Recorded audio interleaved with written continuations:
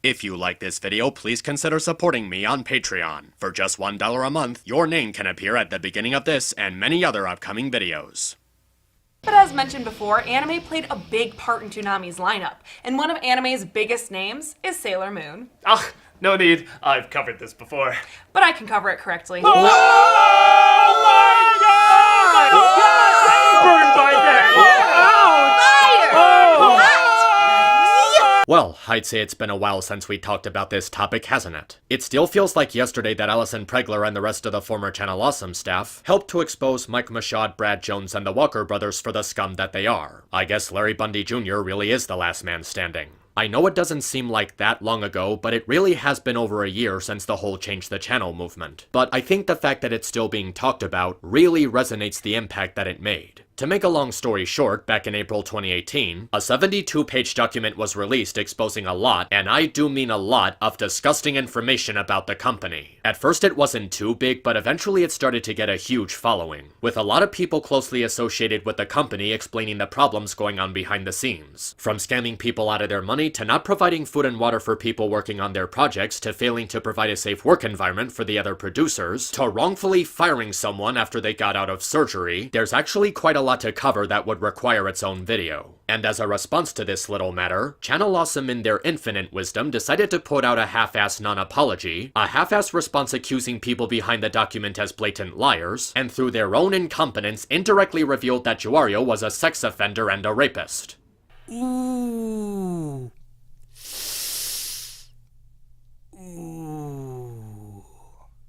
They made no attempt to apologize to the people they fucked over, including Juario's victims, stayed silent, swept it under the rug, moved on like nothing ever happened, and proceeded to mass block people on Twitter in a desperate attempt at damage control. To say that people were upset about this would be putting it very lightly, and I'll admit, I was one of those people who was very vocal about it at the time. Initially, I was only planning to do a response to the Jungle Book 2016 episode, where he utterly fails to comprehend the movie in even the most basic ways. One major gripe that I had with the episode in particular is how he fancied the idea that it was trying to be a dark and gritty adult version of the animated movie, in spite of the very obvious fact that it was meant to be seen and understood by children. Of course, when the Change the Channel movement came out and they utterly refused to address the problems, I felt compelled to talk about them again, breaking down the Deadpool 2 episode detailing the absolute clusterfuck that was their way of distracting people from the document. A lot of people have been saying that we should just get over it because it's old news or it's not relevant anymore. How it was just another hate trend that would outlast its welcome after a few weeks. Even though it's still being talked about and people are still mocking them for it on Twitter. Which is pretty much the equivalent of saying we should just forget all about the sex crimes Bill Cosby committed and allow him to start a new season of his show on Netflix. You see, it doesn't actually matter how long ago the movement was. The reason why it was done in the first place is still the fact of the matter. The company is still being run by morally reprehensible people who don't deserve their audience. They showed no remorse, regret, or contrition for the crimes they committed, and just did a bunch of finger-pointing and victim-blaming while being coddled by whatever idiots are still supporting them after that utter disaster. So as long as they continue to be absolute scumbags about years of abuse and lies while putting out shitty content, they're entitled to whatever criticism they receive. Which brings us to the subject of today's video. Considered to be an oldie but a goodie, the Sailor Moon episode of the Nostalgia Critic, originally uploaded in 2013, is a very, very special kind of bad. Trust me folks, we're in for a fun one today. The dozens of ways in which this episode fails is simply magical. It is literally so bad that it is, with no exaggeration, even worse than the other two. And I know what you might be thinking. This was an episode made in 2013, when the show appeared to have a better sense of control over itself. It's not a clipless review, so there's less cringe-inducing sketches along the way. And it was also done during a time when the sketches weren't so excessive. And even beyond that, getting information wrong on something and not bringing any nuance to a review is fairly common in Nostalgia Critic these days. And this was made long before the Change the Channel movement, so we didn't make this episode as a distraction from any elephants in the room. What could possibly make it worse than the Jungle Book and Deadpool 2?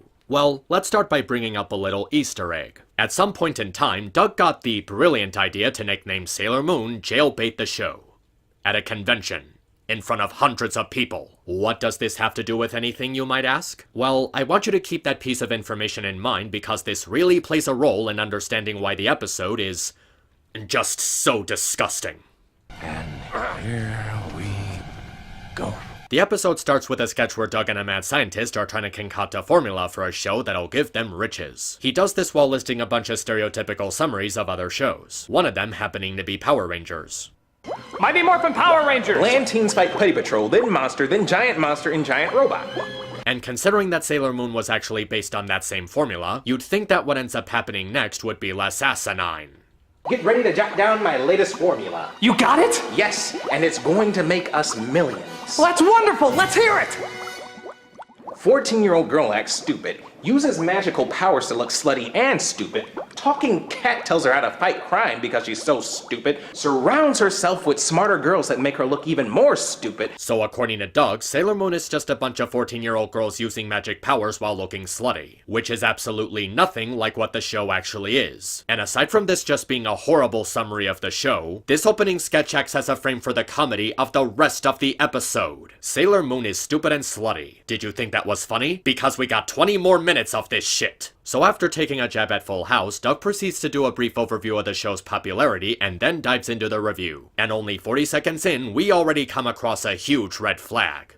I guess the only downside is the obvious American additions, like this pointless Star Wars style scroll. Yeah, because that's what girls watching this show are really into. Star Wars! They go so hand in hand, I'm surprised Lucas didn't release a more feminine version with Serena doing Darth Vader. Oh, fuck you, Doug. Fuck you. This is the kind of shit I expect to see from Kathleen Kennedy. He is seriously jumping to the conclusion that Star Wars is not something that can be enjoyed by girls. Why? Because there's only one primary female character in the original trilogy? I don't care how you slice it, that's straight up sexist. How the hell did he even come to this conclusion? Star Wars was made for a general audience. There were women and girls who watched it before The Force Awakens. And he's saying this after he just acknowledged that Sailor Moon has fans of both genders. One of the cosplayers he shows in the opening screen cap is literally a boy. And before you reach for the "it's just a joke" or the "it's comedy" excuse, that doesn't make it okay. It was terribly translated in a very careless manner. And this joke is a reflection of what Doug actually thinks of the show. How do I know this? Because it's literally a running theme behind the scenes. If you were to look at the commentary and behind the scenes of several episodes, like the Real Thoughts and First Viewing videos, a lot of the jokes that Doug puts into the final cut of a Nostalgia Critic episode are entirely based on his initial viewings of the thing in question.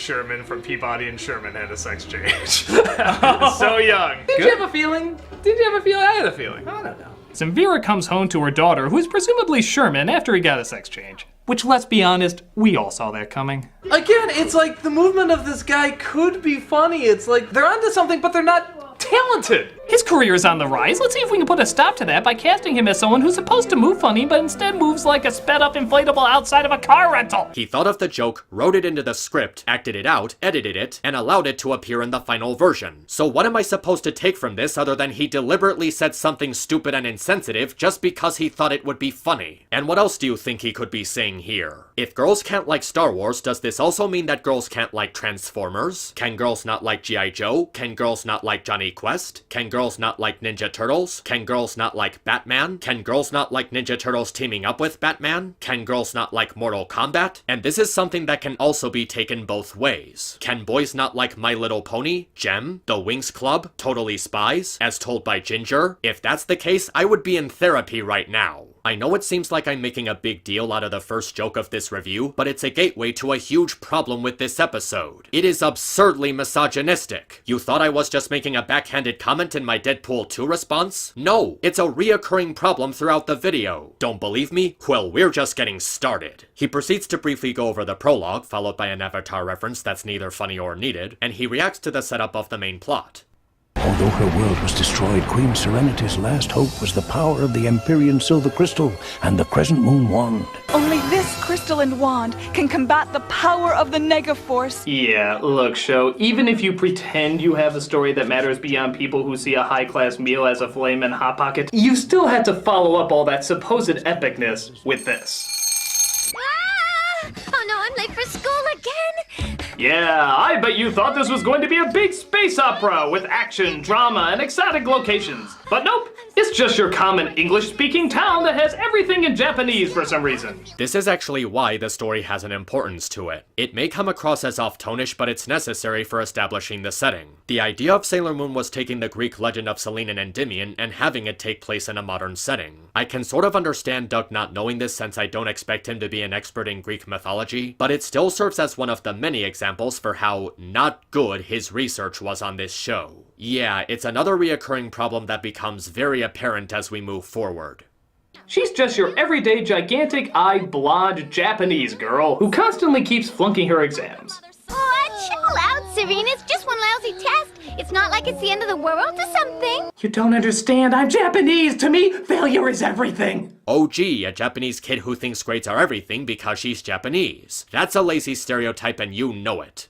Being pretty as sin and dumb as cheese, she of course is very popular in school, obtaining all sorts of friends. Actually, Serena was anything but popular. Outside of a few friends, she has a hard time getting along with other students as well as the teachers. Oh, but according to Doug, she must be popular because she's pretty as sin and dumb as cheese. Remember, kids, Sailor Moon is slutty and stupid.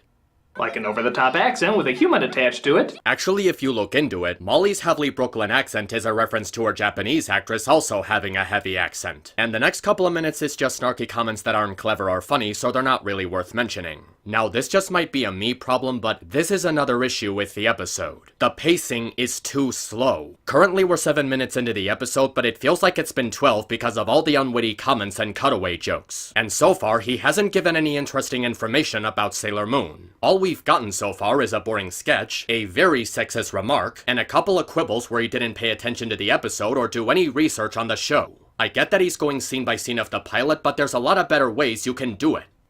By the way, here's a confusing scene. We see her walk by a poster of a young girl dressed exactly how she is dressed. Like it's from a movie or a show or something. I wish I could be like Sailor V. She's so beautiful and smart. Something exciting's always happening in her life, not like mine. So, what? A movie or TV industry got wind of this idea that coincidentally is exactly the same as what's going on right now? Does that mean that something like Transformers is a true story then? Alright, I know I've been putting this on pause a lot, but here's another problem. Doug is going on this confusing exposition on what Sailor V is supposed to be. We even see Serena bring her up a few times. But it's clearly Sailor Venus, one of the Sailor Scouts. Why is this an issue? Because later in the episode, Doug talks about how the disguises don't work on the Sailor Scouts. So he's complaining about the disguises being obvious, but he's unable to recognize Sailor V himself. It's really not that hard to figure out. It's actually pretty common knowledge if you've seen the opening, to the point that you don't even have to read the prequel manga. All you have to do is remove the mask and boom, it's Mina wearing one of the Sailor Scout uniforms. How does Doug not see this? The picture is literally right in front of him. He just finished talking about the opening sequence and he doesn't even see a resemblance between Venus and Mina? This is a mistake that a child could have avoided making. How exactly did Doug even miss this? He clearly had to have been involved in the episode's editing. He was practically given dozens of chances to recognize how Sailor V is Mina and he just blew every single one of them. Look, Doug, I know that expecting you to be competent at this kind of thing is wishful thinking at this point, but maybe if you paid more attention to the episode that you said that you watched, which I'm really starting to doubt at this point, you would have been able to answer your own question. Maybe you're just too blind as a bat to even notice. So after that, we get to the scene where Serena learns how to use her powers after talking with Luna. No, not that one. Doug begins to comment on it, and try to bear with me, folks, because this is where things get really fucking creepy. And of course, the miniskirt. The mini skirt. Yep, the costume choice that in no way enables her to fight better, but sure does force her to squat a lot. Okay, so take out the fact that's obviously in no way battle armor. Take out the fact that's obviously fan service. Take out the fact that just like He-Man, somehow removing more clothes bizarrely disguises them. Though to be fair with both these outfits, is the face really the first thing you're going to be looking at? Take all that away and just tell yourself, this obviously sexualized transformation that takes up a solid minute in each episode happens to a 14-year-old girl. Yeah, forgot that for a second, didn't you? The girls in this show are, and always have been, 14 years old. 14 years old. 14 years old. 14. Damn! Years old. Okay, that right there, that was messed up.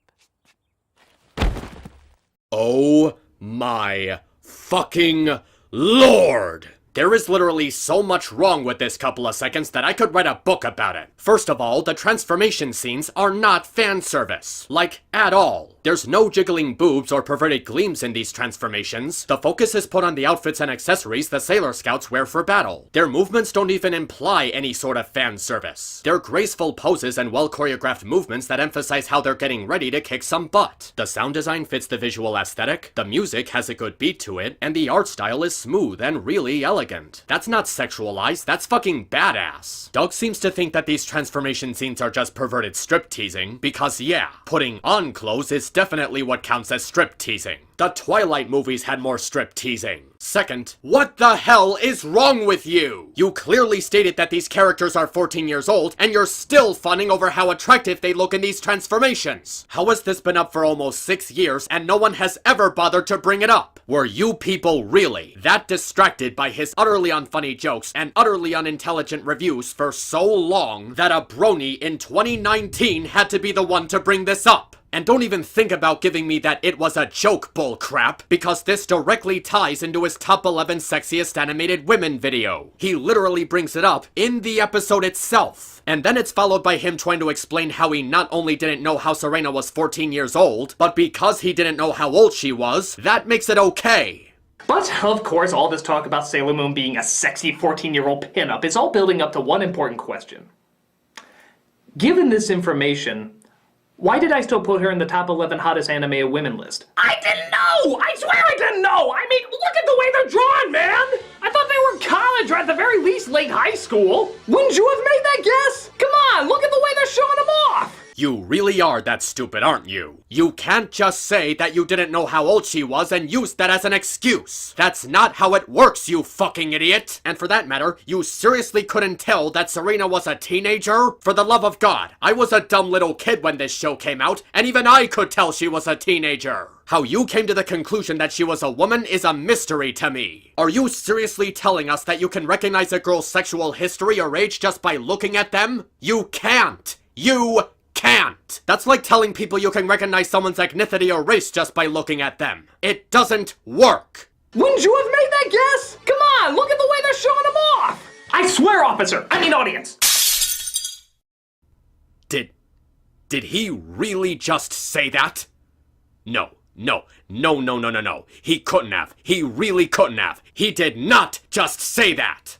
I swear, officer! I mean audience! I swear, officer! I mean audience! I swear, officer! I mean audience! I swear, officer! I mean audience! I swear, officer! I mean audience! I swear, officer! I mean audience! I swear, officer! I mean audience! I had no idea their real age!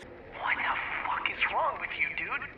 Okay, that's it. This is where I draw the line. Remember that stuff I said at the beginning? How he called Sailor Moon jailbait the show at a convention? How a lot of the jokes he makes in his reviews are based on how he sees the movie or the show in real life? Because that's literally how Doug Walker sees Sailor Moon. He sees it as jailbait. Did he seriously not take a moment to think about how people would see that? Did he really not see this as a problem? Did he simply not understand how this would look really, really bad on his end? He just made a bunch of snarky remarks about how he thought Sailor Moon was sexually attractive without knowing how old she was, then proceeds to make jokes about finding them attractive in this episode anyway, even calling the show jailbait after he did this review, and just didn't care at all about how gross it actually was.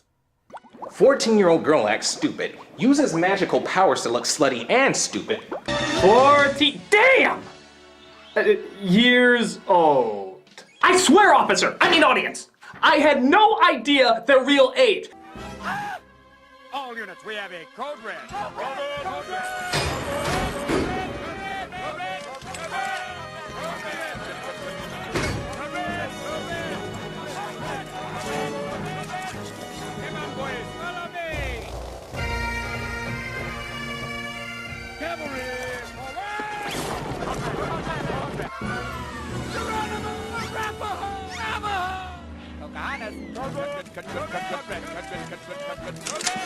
Do not attempt to move or we'll be shooting ourselves.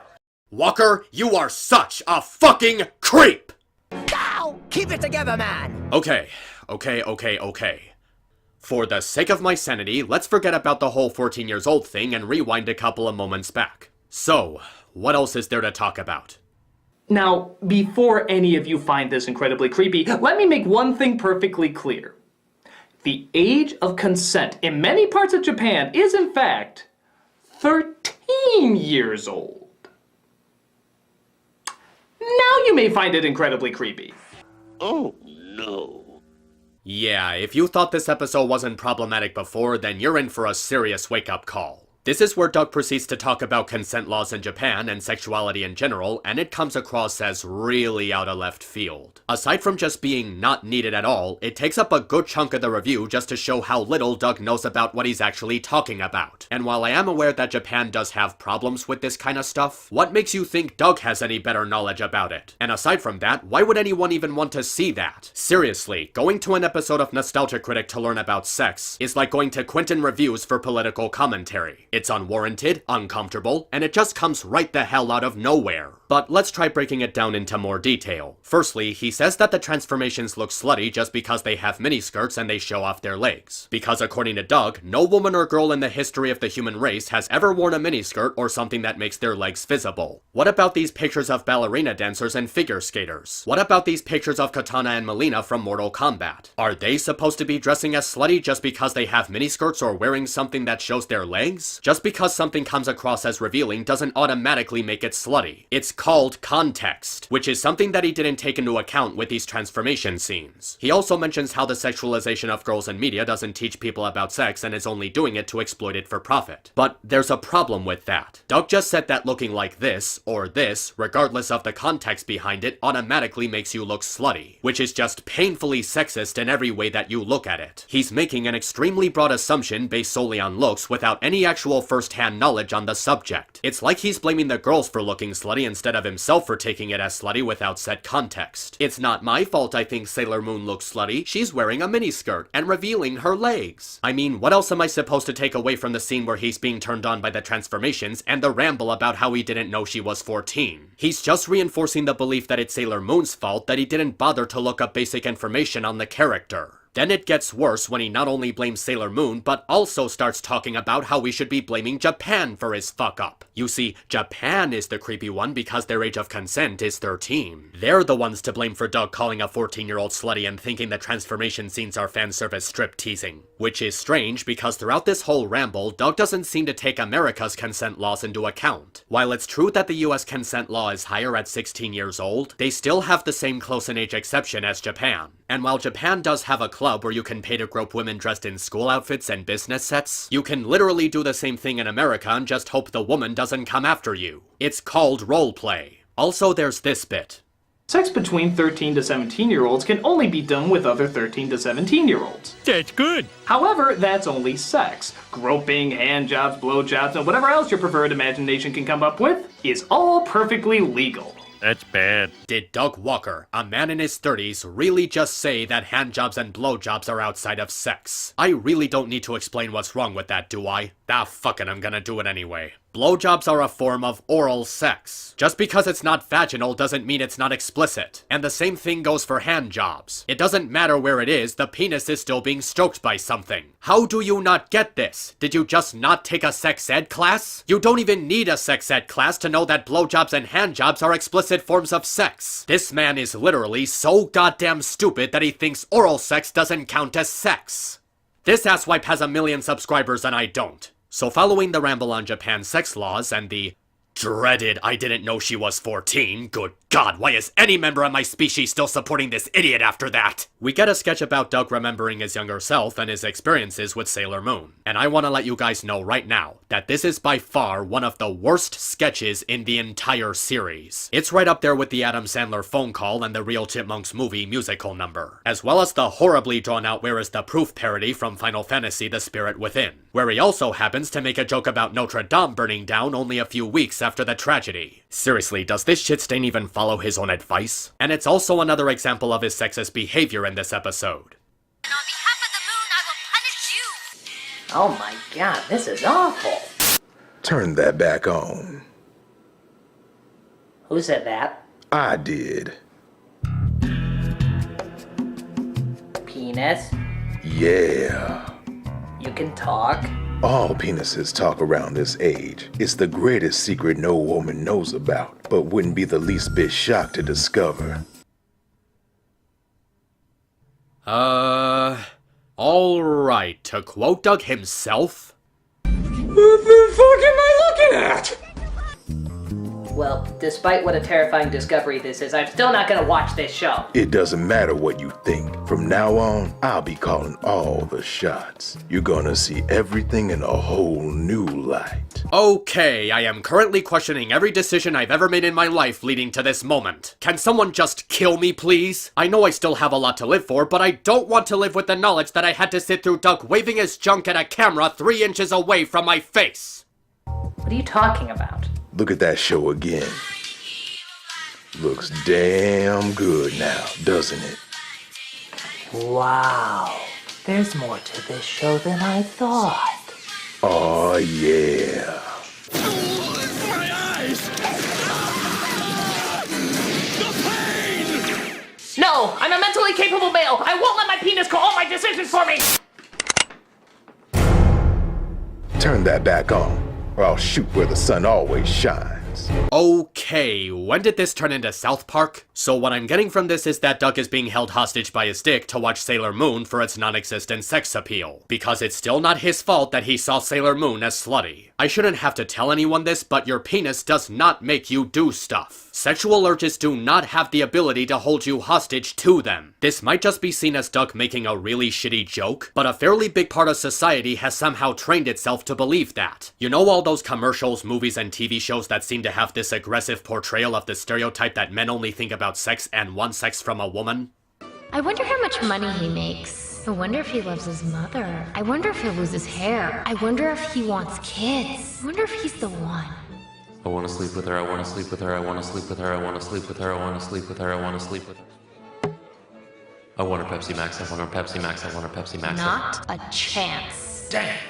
Wait, for which one? Because that's exactly what Doug is doing here. Men are perverts and only think about getting laid. Men think about sex a lot and it's the primary thing on their mind. Men are perverts who can control their sexual side. It is such a stupid stereotype that has long since overstayed its welcome. It probably started as a joke on some sitcom somewhere, but it has long since stopped being funny. And the fact that Doug is applying that stereotype to Sailor Moon makes it even worse. He's making the assumption that any guy who ever watched this show only ever watched it for its supposed fan service. Something that Doug clearly doesn't seem to understand is that the show wasn't made for teenagers. It was made to be family friendly. And he doesn't consider that people didn't watch it for its sex appeal, but, and I'm just thinking out loud here, watched it for its characters and the story. And the sketch also plays into another stereotypical problem. Given the way he portrays himself and the way that he only thinks Sailor Moon is sexy when she's transforming, he's feeding into the belief that while men are sex crazed no matter how they're dressed, sexuality in women only exists when they're quote-unquote wearing something sexy. Remember the earlier image where he showed real 14-year-old girls alongside the Sailor Moon transformation? He was clearly doing it to show how real 14-year-old girls aren't sexualized in the way he thinks Sailor Moon was. But Sailor Moon was never being sexualized at any point. So not only does this comparison have no purpose, but it further feeds the sexist idea that because Sailor Moon's outfit looks the way that it does, it must be slutty or fan service. I really don't know why Doug thought this whole 5-minute segment was a good idea, but it really seems to capture the mindset that he made when making this episode. Slut-shaming, sexism, encouraging the idea that men are perverts who can control their sexual urges, so not only is he being sexist towards women, but men as well. Oh my god, he's Kathleen Kennedy 2.0.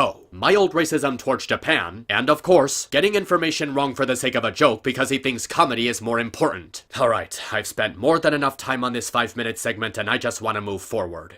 So Serena seems shocked that she can now suddenly transform. This dream is getting weirder and weirder. I'll never study that hard again. Though weirdly enough, doesn't look the least bit shocked while she's transforming. In fact, I bet she'll keep this exact same calm state every single time she changes. Well, of course she's not gonna be surprised the second time she transforms. She already knows what's coming, so it's not gonna catch her off guard. Speaking of which, there actually is a villain in this series, known as Queen Beryl. Yes, because no name is more terrifying than a wooden container that can bring me alcohol. Actually, you sure she's not the hero?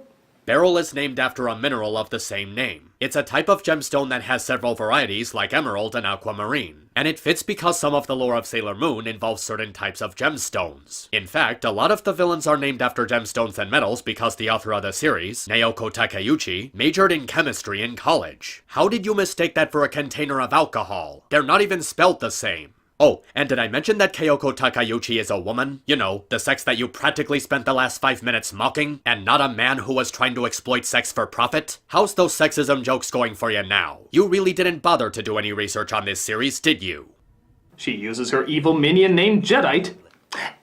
Too obvious. Yep, I'm convinced. You didn't bother to do any research on Sailor Moon because if you did, you know that Jedite is named after a gemstone like Beryl is. They weren't just taking stuff from Star Wars to write on its popularity. And after that horrible girls can't like Star Wars comment you made earlier, I'm pretty sure you have no place to talk about Star Wars. You incompetent moron! Look, I'm not expecting Doug to be an expert on Sailor Moon, or anything else he talks about on this show, or really anything he talks about in general, but I'm at least expecting the bare minimum here. Doug should be expected to put more thought, effort, and research into this kind of stuff before putting it out. Because like it or not, that's what a reviewer is supposed to do. It doesn't matter how you advertise the tone of your review show, as a comedy, satire, or otherwise. You're still expected to give a proper outlook on the subject in question. The purpose of any review is to give an informative analysis on a given work, be it a movie, TV show, episode of a TV show, video game, comic book, or whatever you want to call it. People go to a review because they want an idea of the thing that's being discussed in the video, and you're expected to give a reasonable impression of the thing being discussed. No matter what, you need to correctly inform the audience about the qualities of the property, and if you can't do that, you fail to put out a good review. And this is the primary problem with the Sailor Moon episode. Even without the cringe-inducing sketches, even without the scenes where he misogynistically thinks the transformation scenes are strip-teasing fan service, even without the scene where he tries to defend himself for not knowing how old Serena was, we are halfway into this review and Doug has said absolutely nothing informative, insightful, or educational about Sailor Moon. All he's done is repeatedly get details wrong, put together disgusting jokes with extremely ugly double standards behind them, and wave his junk in front of a camera. I said it before and I'll say it again. If you want your show to be a comedic sketch series, don't advertise it as a review series. Because all you're doing is showing the audience that you care less about informing them about the qualities of a given work, and more about desperately trying to make them laugh at whatever random garbage comes spewing out of your mouth.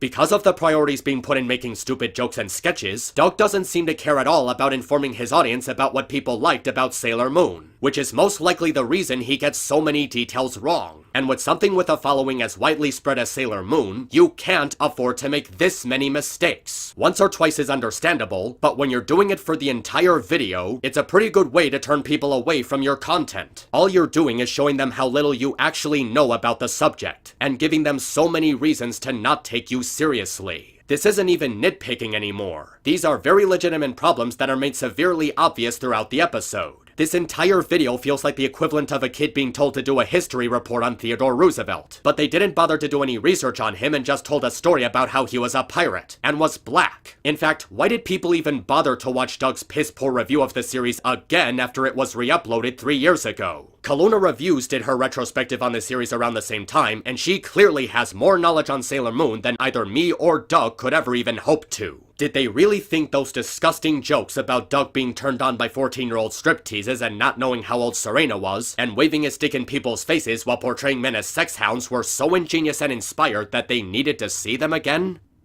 40 damn! Years old.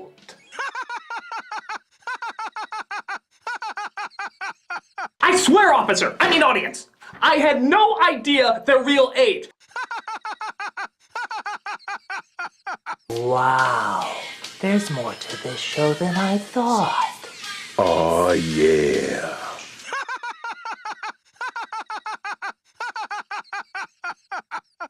Anyway, he does some more talking about the main plot and eventually comments on Serena running away from danger. But once Luna reminds Serena to use her brain, she goes through her pedalicious transformation and is ready to kick ass. I wanna go home! Or cowers in the corner like a fucking scaredy cat. Need I remind you that this is the first season of the show? Of course she's going to be scared. The whole fighting evil monsters and alien things is still new to her. And didn't you just finish ranting about how she was 14? Did you really expect her to be 100% fearless against this kind of stuff? Also, portraying Serena as just a coward undermines her character development over time, and several of her defining moments, like when she fought Rubius to protect her daughter, or when she fought against the Sailor Animates to rescue Darien despite going through an emotional crisis. Well, it'll probably surprise no one that Sailor Moon actually does very little physical fighting in this show. Which is no big shock. If she even raises her knee a centimeter to kick, she exposes her goodies to the world. Which in many parts of Japan, of course, is no big problem anyway. I already talked about why this is a gross double standard, so I'm just gonna go back to what I said earlier. Most of the fight scenes require her being trapped or stuck in something for probably longer than is needed. Again, this is the first season. This is still new to her, and she's still gaining experience. This is Tuxedo Mask, and yes, it is painfully obvious who it really is. But please don't tell Serena, she's not very bright. Okay, what the fuck? If it was really that easy for you to figure out who Tuxedo Mask is, why couldn't you do the same thing for Sailor V? She was in the opening sequence, and she was in the picture you used in the intro. This guy's ability to decipher disguises must be on par with Ash Ketchum. The magic tiara isn't her only enchanted device, though. She also has a pen that can change her into anything. Wait, what? It's a very powerful transforming tool. It turns you into whatever you want. Well, then what the fuck is she using that tiara for? I mean, they didn't give any limitations or anything. They said she can change into fucking anything she wants. Hey, why doesn't she just turn around and be like, take on the form of Godzilla? Series over! 6 seasons spared! This was actually the fault of bad translation, because in the original Japanese version it's called a disguise pen. It doesn't just transform her into literally anything. It was only ever used for disguises to keep herself hidden to better complete missions. I can kind of understand making this mistake just going by the Deke dub, but here's the thing. For the grand majority of the review, Doug only ever seems to go exclusively by the Deke dub, without any consideration for the Japanese version. You still have to take into account that this is an American dub of a Japanese cartoon. And mistranslations are actually pretty common. Not too long ago it was revealed that Xehanort's actual plan wasn't to create a world of pure light, but to restart the universe because he thought the current one was too broken to fix. This is an example of how because Doug goes primarily by the Deke dub without enough context from the Japanese version, he doesn't get all the details. And even if she took the form of Godzilla, I'm pretty sure that the main villain would have some kind of dark magic to blow her up. Making her bigger would make her an easier target. But nope, she uses it just to don disguises. Which really aren't necessary, seeing how all you have to do is throw on a bathing suit and a napkin over your crotch, and apparently nobody will recognize you. Again, that's a lot coming from someone who couldn't bother to recognize Sailor V. The other reincarnations of the Scouts are found over time, usually in the exact same city and often even the exact same school. But Serena doesn't find them at the same school. While it's true that the rest of the Sailor Scouts are in the same city, Amy was the only one who was attending the same school as her. The other Scouts are more scattered around, and in very different locations. Hell, Sailor Jupiter didn't even move into the city until episode 25. Seriously, these are mistakes that Doug could have avoided making by just looking at the screen. But it doesn't even feel like he watched the episodes and just assumed that the rest of the team was found at the same school because they have similar looking uniforms.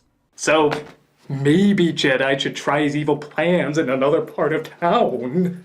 I mean, it's not like the Power Rangers that can beam anywhere. All this show does is glorify how lazy Serena is. Serena, a monster is attacking Tokyo! How far away is that? About 10 miles. Hey, it's just Tokyo. But usually...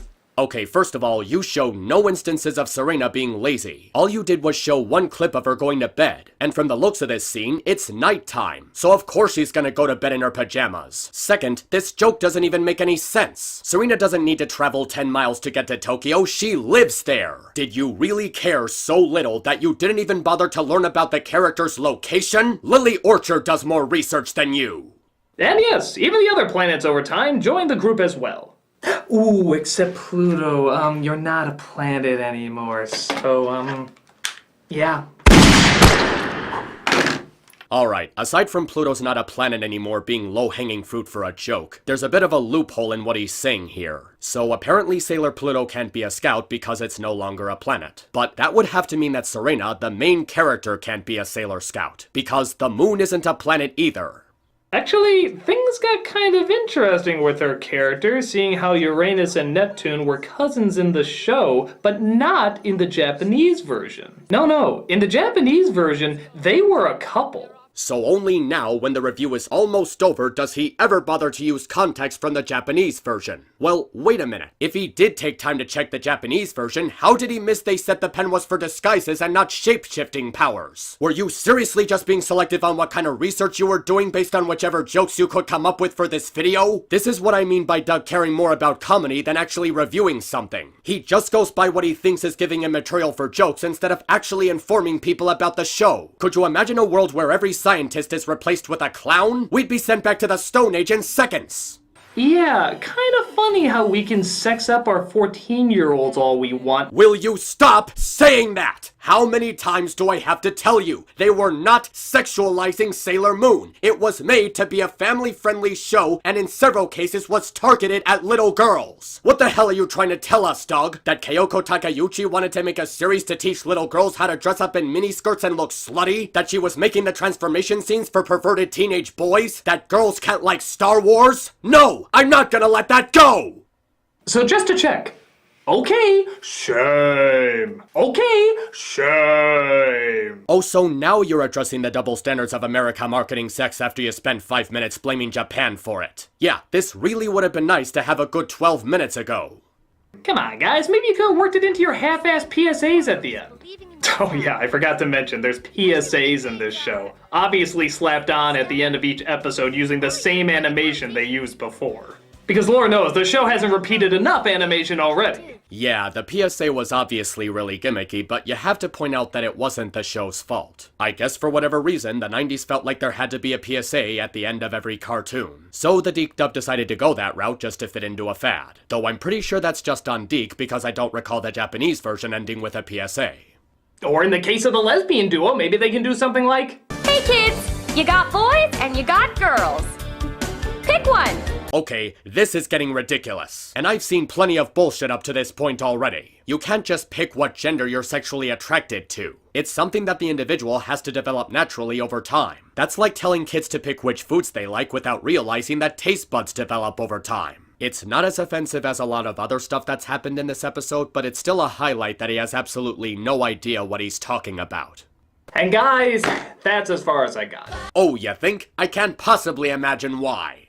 I know there's more characters and more villains, but I specifically wanted to address the repeated formula that got Sailor Moon popular in the US. You do realize the show's formula changed over time, don't you? In fact, that would actually explain why this review is such shit. He only ever talks about the first couple of episodes and judges the entire series based on that. Why are you making a case for the entire series when you barely saw the first season? That's like if I played God of War for an hour then gave a review of the game based on my extremely limited knowledge of it. I can do it, but that doesn't make it a good idea.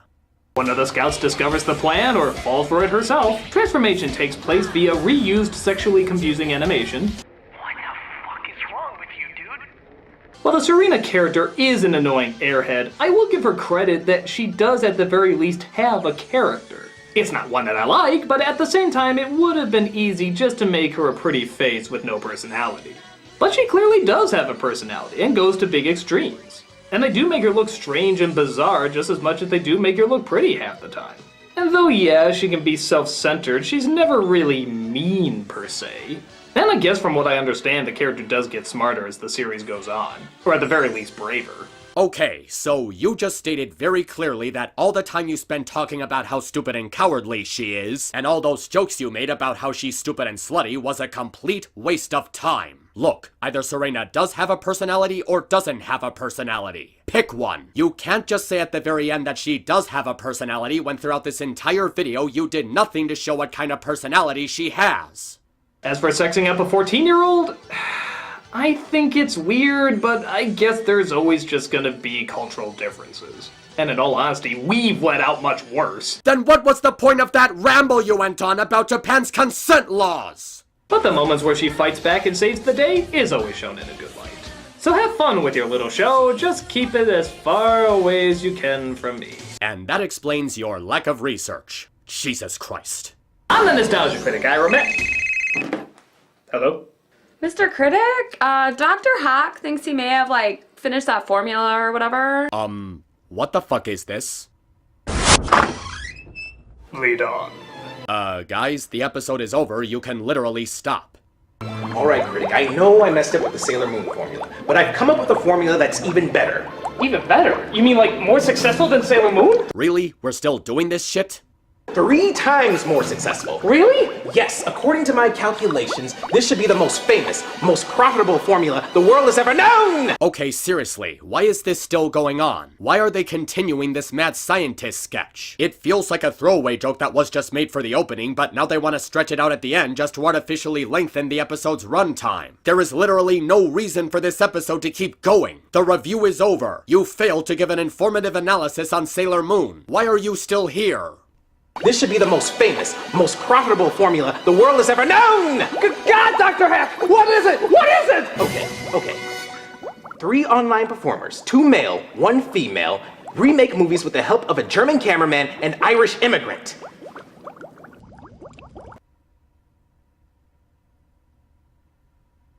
I hate you. I really, really do.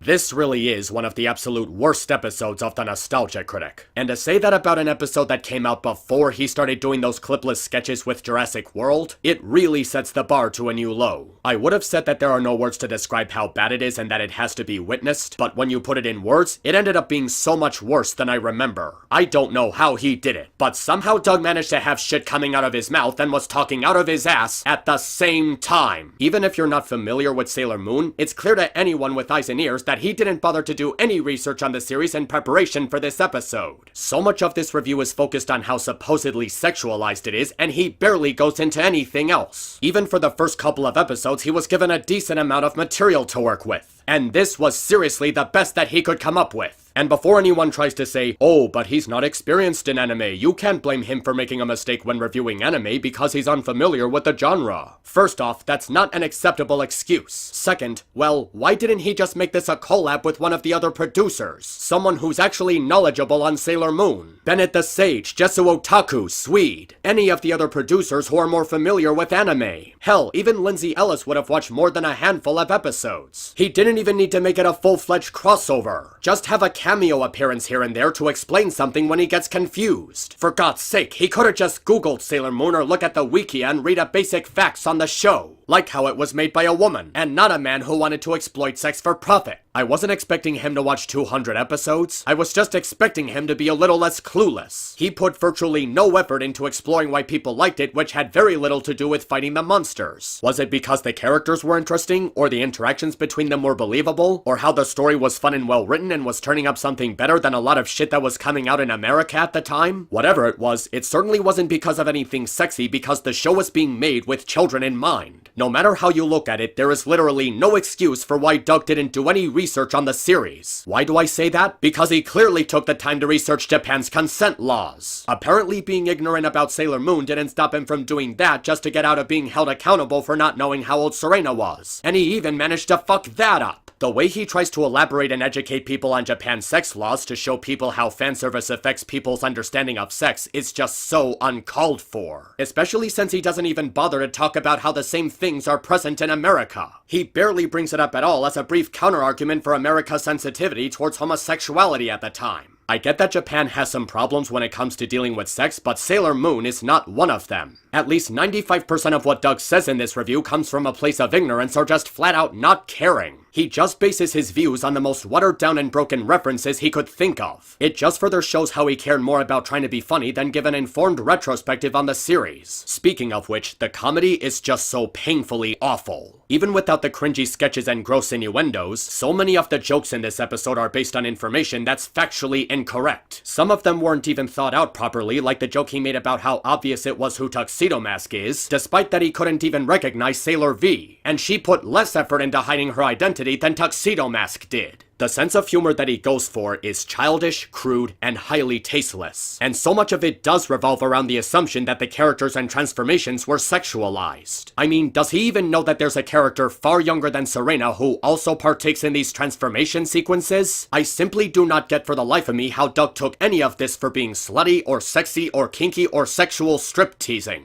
Sailor Moon was not made to look like a slut at all, and it clearly shows. The designs of the Sailor Scout uniforms are based on basic school uniforms, and the transformations were fairly standard for what you'd expect from an anime of this genre. They were really cool and very well directed, and they were being done to show the Sailor Scouts gearing up for battle. They were never sexualized at any point. And I'm sorry, what the fuck was up with that comment about girls not liking Star Wars? Or Doug being turned on by 14-year-old strip teases? Or that sickening "I swear officer I didn't know how old she was" joke he made in the middle? Why did he think that any of this was okay? And why did anyone think that this was actually funny for even a second? There is nothing funny about this episode. The jokes have so many ugly implications behind them, and it just feels like Doug is making the same joke throughout the whole video. Sailor Moon is stupid and slutty. That is literally the way he describes the character throughout the entire video. Just fuck this episode. Fuck everything about it. It is just so much worse than how I remember it, and is without a doubt in the top 3 absolute worst episodes of the Nostalgia Critic. From the constantly getting details wrong, to the cringe-inducing sketches, to his miserably failed attempt to educate people on sex, to his clearly sexist views on the series, to his insulting portrayal of males having uncontrollable sex urges, to his creepy-ass jokes about finding the Sailor Scouts and their transformation sexually arousing, and how he tried to excuse himself for not knowing how old Serena was, then calling it Jailbait the Show at a convention. I wish there was a way I could burn this fucking episode from my memory. How is anyone still taking anything this absolute fucking moron ever said or is still saying seriously after that? This episode just violates so many defined rules for acceptable content. It's bad enough that he decided to talk about Sailor Moon despite knowing nothing about it, but to do so in such a gross and insulting manner is just unacceptable. I'm done. I am just so done with this episode. I need to go. I need to watch something else right now because I just feel so unclean from what I just witnessed. Thanks for watching and have a nice day. God, just fuck this show!